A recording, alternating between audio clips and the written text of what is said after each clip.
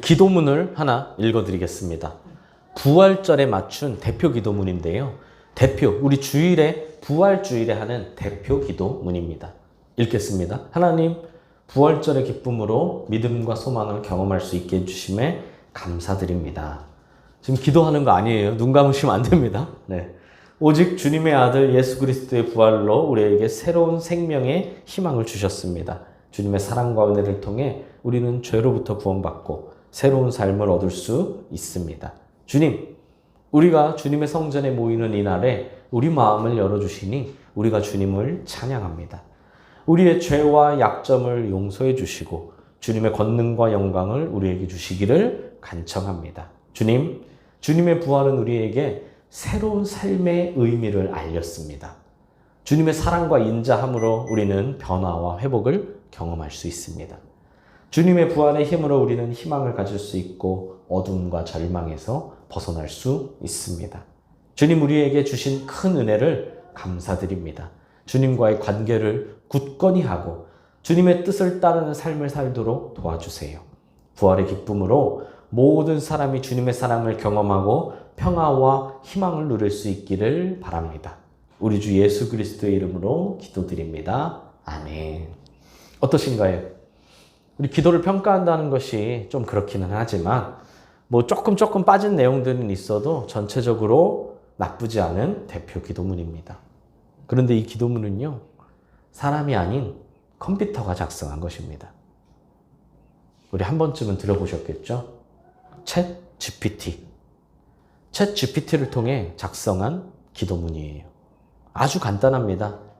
거기에 로그인을 해서요, 부활절 대표 기도문 작성해줘 라고 적었더니 몇 초 만에 만들어준 기도문이에요.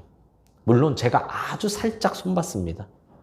아주 살짝만 손봤을 뿐이지 거의 대부분의 내용, 핵심 내용들은 다 챗 GPT에서 그대로 나온 내용입니다. 그래서요, 제가 이번엔 아주 약간의 디테일을 더해봤어요.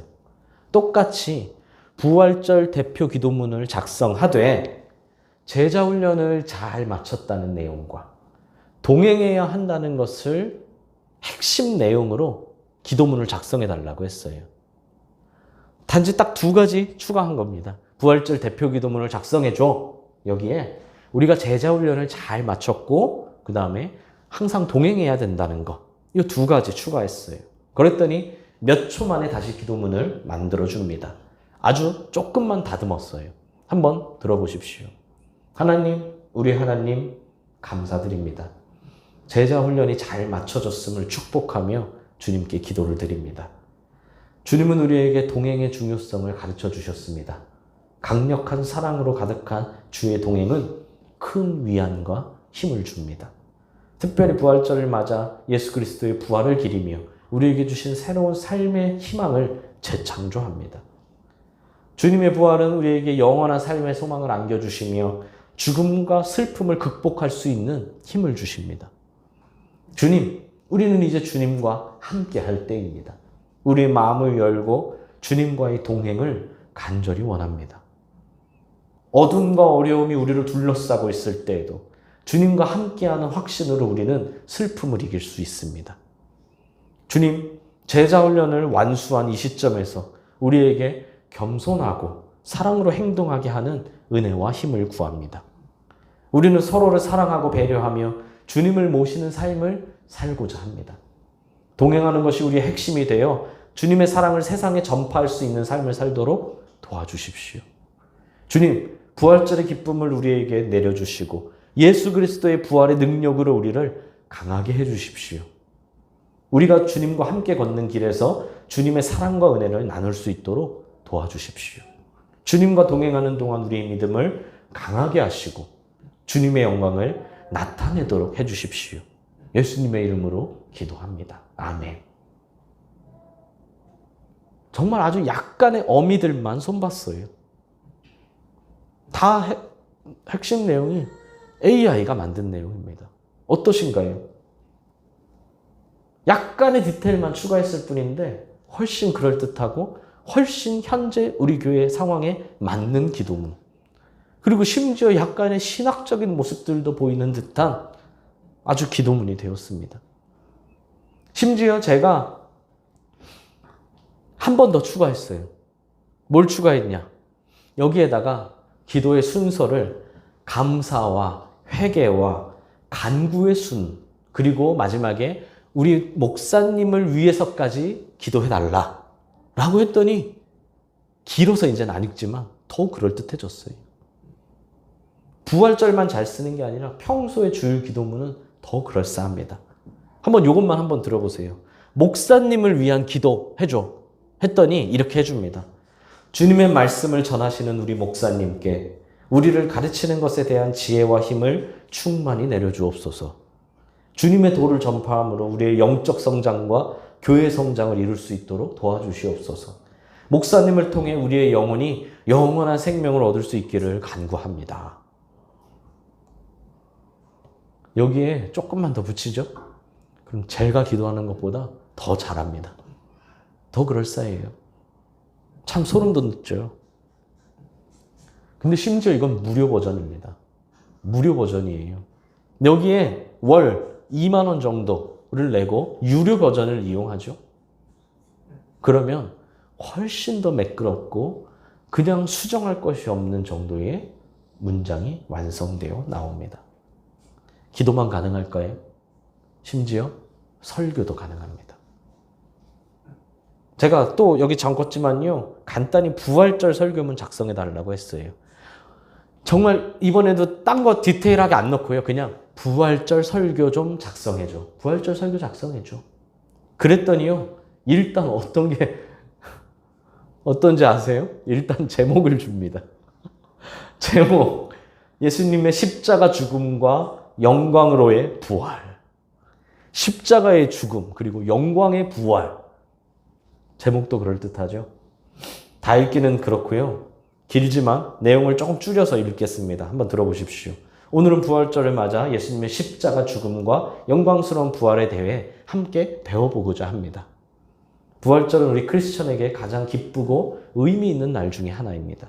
예수님은 십자가에 못 박혀 죽으셨지만 그를 따르는 길에는 죽음이 끝이 아닌 영광의 시작이 있었습니다. 예수님은 우리를 구원하기 위해 이 세상에 오셨습니다. 그분은 우리의 죄와 결함을 대신 지고 우리를 위해 죽음을 맞았습니다. 십자가에서 예수님의 피가 우리의 죄를 씻어주셨습니다. 그분의 사랑은 깊고 희생은 크며 우리를 위한 구원의 기초가 됩니다. 예수님은 십자가에서 말씀하셨습니다. 다 이루었다 라고요.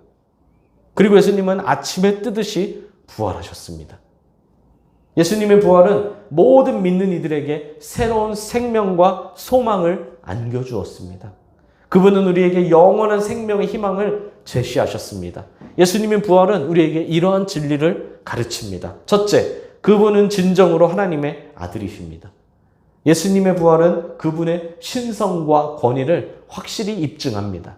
둘째, 예수님은 죽음과 지옥을 이기고 영광스럽게 부활하신 분입니다. 이것은 우리에게 죽음의 공포를 이길 수 있는 희망과 구원의 길을 보여줍니다. 아마 그냥 제가 설교해도 아멘 아멘 할 수 있을 정도의 내용입니다. 그 외에도요, 설교에 어떤 내용들이 있었냐면 예수님의 부활을 기억하자. 예수님은 부활로 모든 것을 이루셨다. 부활은 우리의 삶에 새로운 의미를 준다. 예수님의 길을 따라가자. 사랑과 구원을 나누며 함께 기뻐하자. 이런 이야기들이 있어요. 꽤나 복음적인 설교이죠. 실천적인 설교입니다. 설교에 아주 적절히 감각을 사용해요. 이 설교에도 스킬이 있거든요. 아마 좀 더 구체적인 명령을 했다면 아마 이것보다 더 복음적이고 더 실천적인 설교가 나왔을 겁니다. 어떠세요? 시간이 갈수록요, 이런 기술들은요, 더 발전할 것이 자명합니다. 어쩌면 앞으로는 힘들게 기도문 작성할 필요가 없어요. 설교도요, 그 많은 시간을 투자할 필요가 없습니다. 그냥 AI가 주는 대로 거기에 약간의 수정만 혹은 약간의 첨가만 하면 기도든 설교든 얼마든지 할 수 있습니다. 그것도 쉽게 해요. 여러분 개척교회 목사가 제일 어렵고 힘든 것이 뭔지 아시나요? 설교가 끝이 없다는 거예요. 새벽이든 뭐든 기도회든 주일이든 혼자서 다 해야 되니까 설교가 끝이 없어요. 설교를 하고 나면 설교 준비해야 되고요. 설교를 하고 나면 또 설교 준비해야 돼요. 그게 진짜 가장 힘든 것 중에 하나입니다. 여러분은 우리 주일 대표기도 하실 때 이 대표기도 작성하려고 몇 분 걸리시나요? 얼마나 걸리세요? 이 챗 GPT는요. 몇 초면 됩니다. 몇 초라고 했지만요. 한 5초? 막 몇십 초가 아니에요. 길어야 10초입니다. 제가 지난주부터 더동행 보내드렸죠. 다시 더동행. 여러분 이 더동행 하루치 만드는데 얼마나 걸리는지 아세요? 이 더동행 하루치 만드는데 정말 힘들어요. 그거 몇 문장이나 된다고요. 물론 그걸 쓰는 것 자체가 아니라 본문을 읽고 이해하고 검토하고 또 작성하고 또 틀린 거 없는지 확인하고 이런 모든 작업들이 있기 때문에 오래 걸리는 거지만요. 어쨌든 그 작업이요. 여러분 정말 몇 분, 몇 초 보십니까? 더동행 몇 초 보세요? 좀 진지하게 읽고 계십니까? 저 그거 하나 하는데요. 1시간 넘게 걸려요. 하루치 하는데요.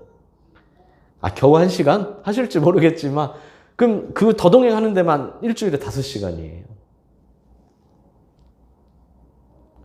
여러분 우리 설교 20 몇 분에서 한 30 몇 분 하죠.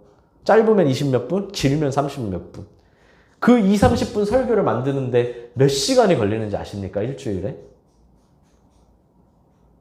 수정하고 또 수정하고 또 수정하고. 근데 챗 GPT는요. 한 1분, 2분이면 나와요. 아까 제가 읽어드렸던 내용들이 1분, 2분이면 나옵니다. 여러분 어떤 생각이 드세요? 그래도 난 더 멋진 기도를 할 수 있어. 난 더 간절한 기도를 할 수 있어. 라는 생각이 드시나요? 혹은 그래도 우리 목사님 정도면 그래도 아직은 챗 GPT보다는 더 나은 설교를 하실 수 있겠지. 최고는 아니어도 그래도 어느 정도 우리를 살릴 수 있는 설교를 해주시겠지. 라고 생각이 드시나요? 근데 꼭 그렇지만은 않은 것 같아요.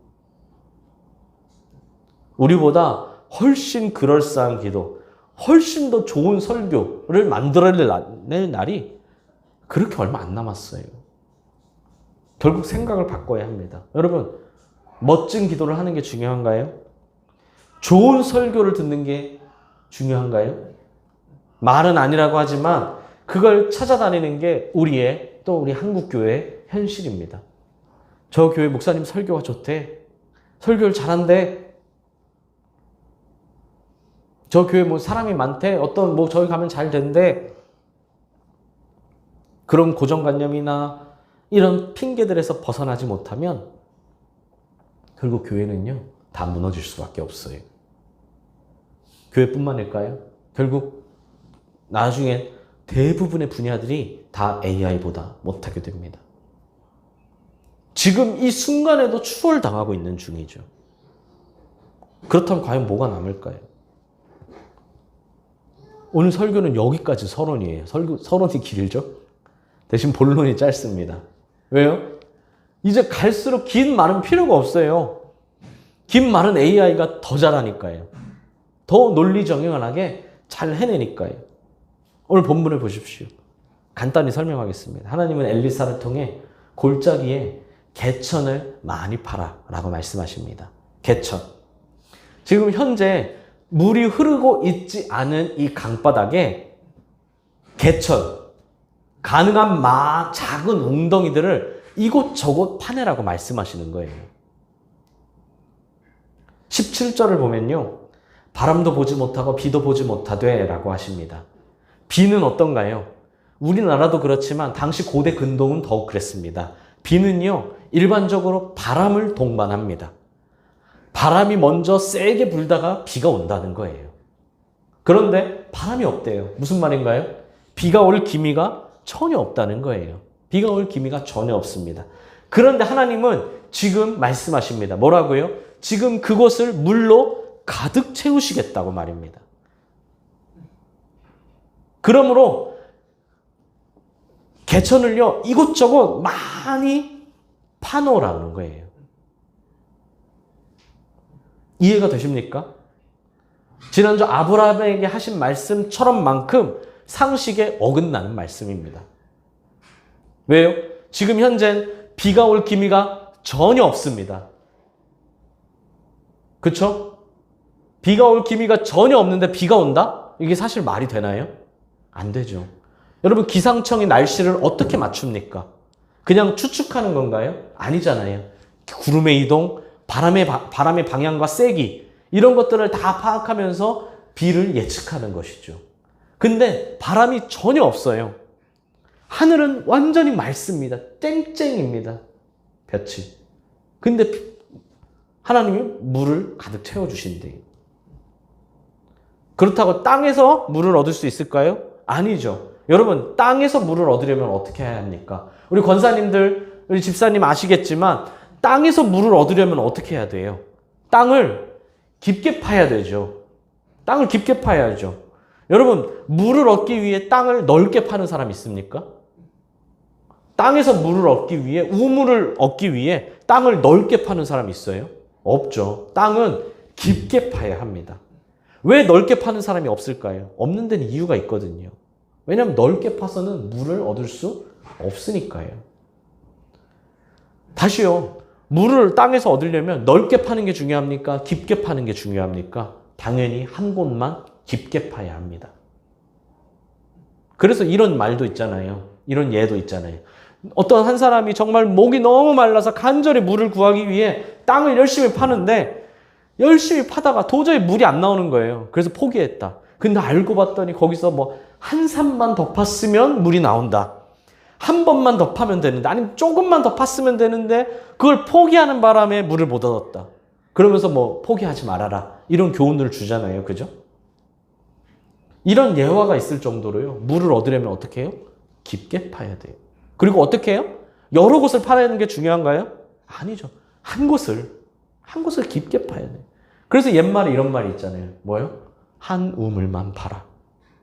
한 우물만 파라. 이런 모든 것들이 다 인간의 축적된 경험에서 나오는 생활 지혜이고, 그게 바로 진짜 맞는 방법입니다. 근데 하나님은 뭐라고 말씀하세요? 개천을 파라. 세번역 성경에는 뭐라고 되어 있는지 아시나요? 도랑을 파라, 도랑. 개천하면 왠지 좀 커 보이죠? 근데 도랑을 파라. 도랑이 뭔가요? 얕은 물을 말하는 거예요. 그죠? 웅덩이를 말하는 거예요, 웅덩. 비 오면 생기는 웅덩이 같은 거. 여러분이 비 오면 생긴 그 웅덩이에 빠져 죽은 사람 있습니까? 없죠. 그만큼 얕기 때문이에요. 그죠? 거기에 걸려 넘어져서 머리가 깨져 죽을 수는 있겠지만 거기에 빠져서 숨을 못 쉬어서 죽는 사람이 있겠어요? 없죠. 근데 하나님은 심지어 많이 파래요. 많이.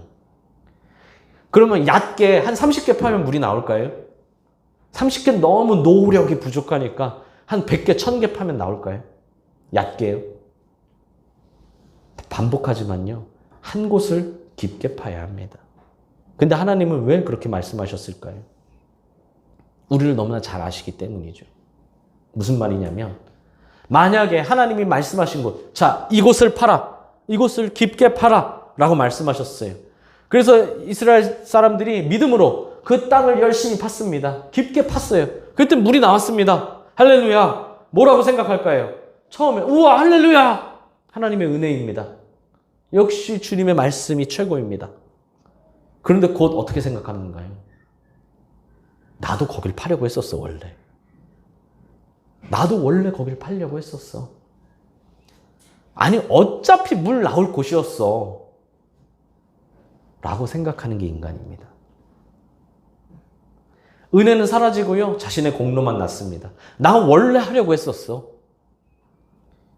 그게 무슨 말인가요? 이거 결국 내가 한 거야. 내 능력이야. 라고 말하는 거죠. 자신이 한 것도 아니면서 자신의 능력이라고 착각하는 게 바로 인간입니다. 여러분은 어떠신가요? 저는 그런 것 같아요. 저는 은혜입니다. 은혜인 줄 알다가도 은혜는 금방 사라져요. 그 금방 불안해집니다. 금방 걱정이 찾아옵니다.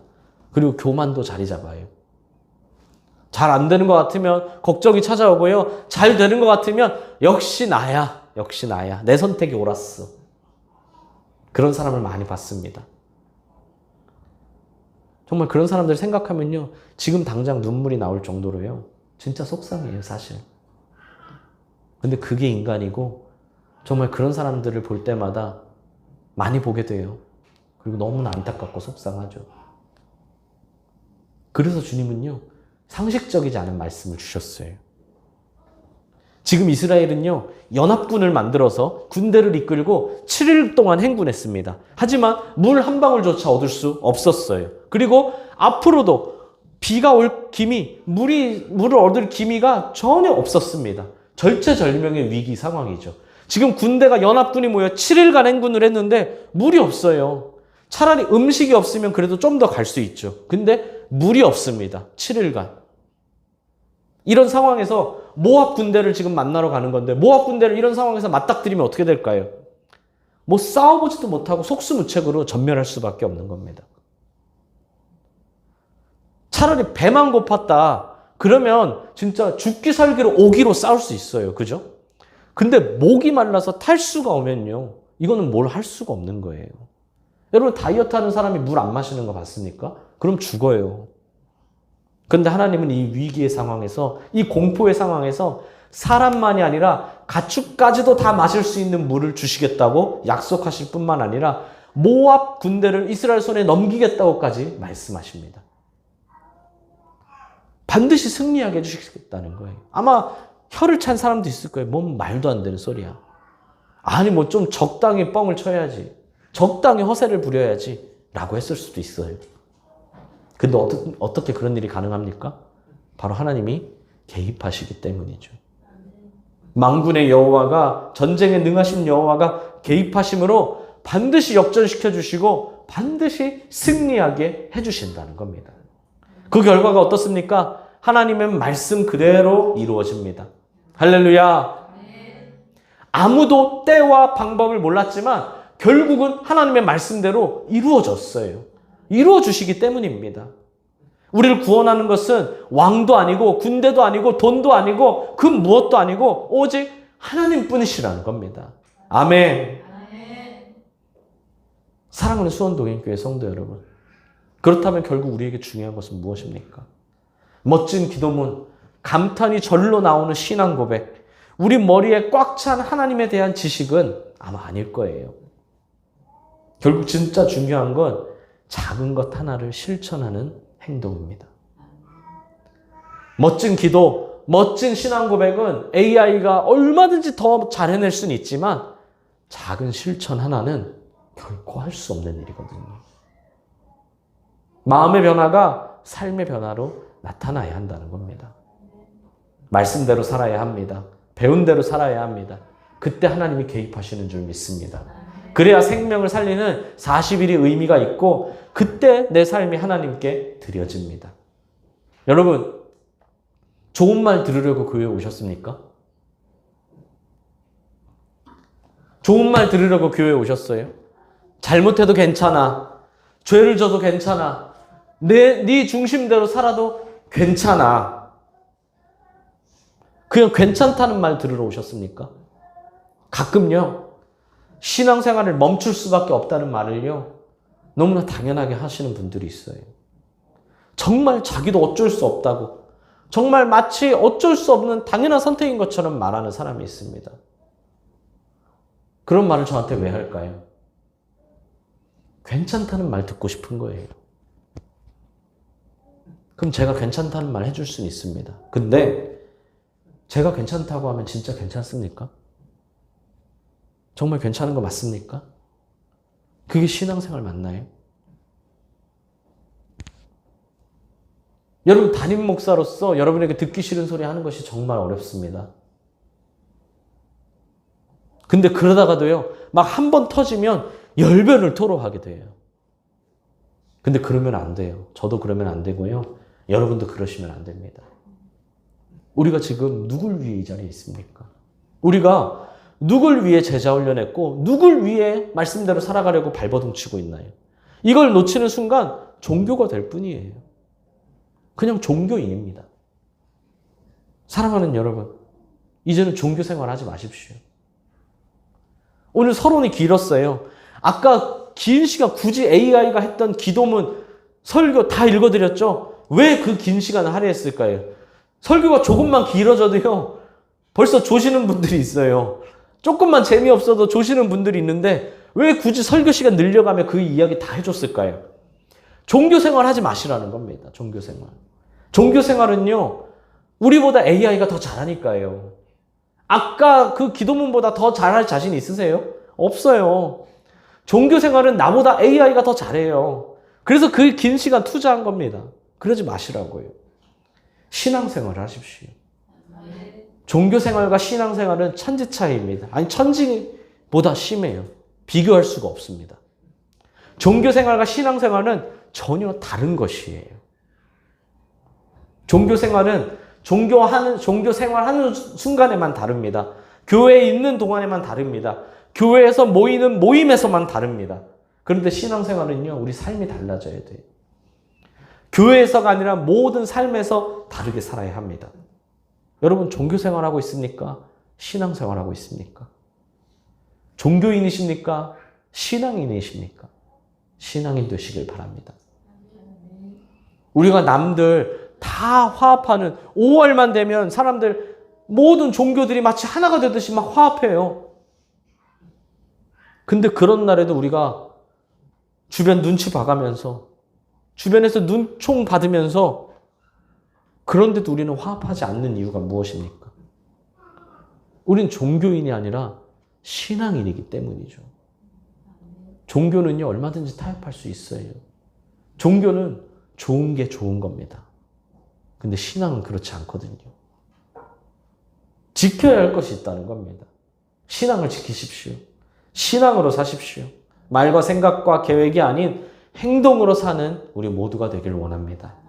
우리가 믿음으로 살 때, 믿음으로 행할 때 하나님이 우리를 영적 번지점프 시켜주신다고 하지 않았습니까? 홍해에 발을 내디딜 때, 그냥 홍해 앞에 가만히 서 있을 때가 아니라 홍해 속에 발을 집어넣을 때 바다가 갈라졌고요. 눈치 보지 않고 다 사람들, 날 감시하는 사람들의 눈치를 보지 않고 항상 똑같이 기도했을 때 사자굴에서도 살아남았고요. 말씀대로, 오직 말씀대로 행할 때 여호와 이레를 경험했고요. 준비하시는 하나님의 개입하심을 믿음으로 행할 때 경험하게 된다는 겁니다. 아멘. 마지막으로 한 번 더 묻겠습니까? 종교생활하고 계십니까? 아니면 신앙생활하고 계십니까? 종교인이신가요? 신앙인이신가요? 종교인은요, AI에게 맡기십시오. 그러나 아무리 기술이 발달해도요, AI는 신앙인이 될 수 없습니다. 아무리 멋들어진 말, 부활이 우리의 능력이요, 부활이 우리의 구원이요, 아무리 멋진 말을 해도 신앙인은 될 수 없어요. AI는 종교인이 한계입니다. 신앙인으로 살아가시길 바랍니다. 영적 번지점프를 체험하고 하나님의 능력으로 살아가는 우리 모두가 되기를 소망합니다.